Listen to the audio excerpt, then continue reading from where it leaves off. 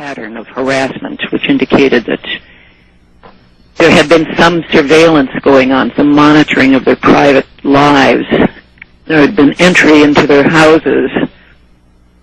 There was systematic harassment, and then ultimately, as part of a softening up process, and then ultimately electronic harassment would follow, which would include the inducement of auditory input, which is now being referred to as V2K.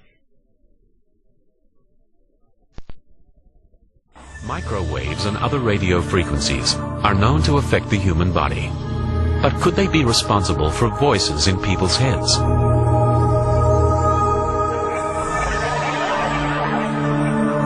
In Chicago, Illinois, a world authority on microwave hearing shows how it could work. I'm hearing a microwave pulse like a click. Now it sounds like a chirp with a tonal quality to it. Professor James Lynn is hearing sounds that aren't there. But he's not crazy. Pulses of microwave energy are being generated and fired at him from behind. Microwaves can be heard depending on the individual, depending on the hearing acuity of the individual. Individuals with a fairly normal hearing can hear microwaves at quite a low level. The energy of the absorbed microwaves causes brain tissue to very slightly heat up and expand, causing a pressure wave to be picked up by the hearing mechanism in the inner ear. Professor Lynn is far from hearing voices, but it could be possible to send coded signals to an agent this way. Brain is an electrical organ. It is susceptible to electrical signals. Since microwave is electrical, therefore, in principle, one could embed or encode information in the microwave signal such that it could be perceived by the brain.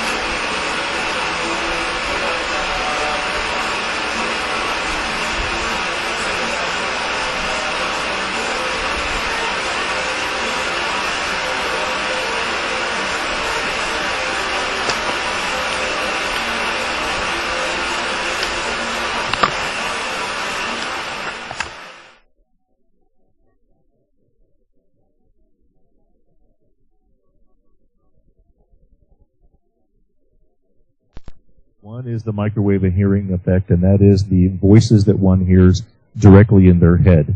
Now, there's a second mode of audio harassment that we're seeing, and I describe that in the book as ELF wave-based audio harassment. This differs slightly from microwave hearing. These are and this actually comprises the majority of the complaints, and these are people that are hearing their surveillors in vibrations around them. They'll tell you that I hear these people in running water, in an aquarium pump, in a vent fan, and anything that vibrates and can finish transmitting the sound. And it appears that that is extremely low frequency wave-based audio that needs a carrier wave once it is on the ground. And these people will describe being in their home, and they'll say, well, I hear them in my bedroom. When I walk to the kitchen, I hear them coming out of the compressor in the refrigerator. When I walk to the bathroom, I hear them coming out of the vent fan or a ceiling fan. The entire home is blanketed in ELF wave audio. That ELF wave audio needs a carrier wave, something that displaces air slightly for that person to hear. Technology that you're developing to fight the war on terror, specifically directed energy and high-powered microwave technology. When do you envision that you can weaponize that type of technology? Goodness, it is in, for the most part, the kinds of things you're talking about are in varying early stages. Do you want to give anything you'd add? I don't think I would add much. I think they are in early stages and probably not ready for employment at this point. But you sound like you're willing to experiment with it. I think that's the point, and I think, and it's we have, I think, from the beginning of this conflict, I think General Franks has been very open to looking at new things if there are new things available, and has been willing to put them into the fight even before they've been fully wrung out. And I think that's not referring to these two particular cases of directed energy or high.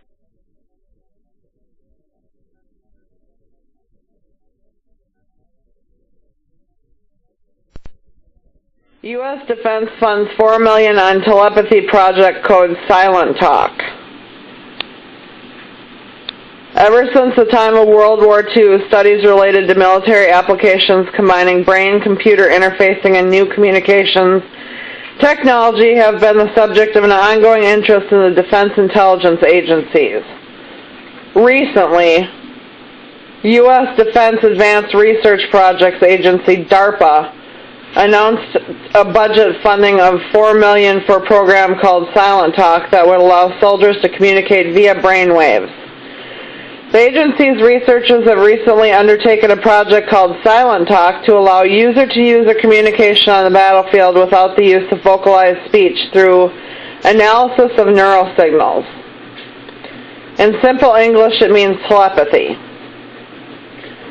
With the help of EEG to read brainwaves, DARPA is planning to attempt to analyze pre-speech thoughts and then transmit them to another person. The research involves neuroscience and communications-related technology to create a synthetic means of communicating or intercepting messages telepathically.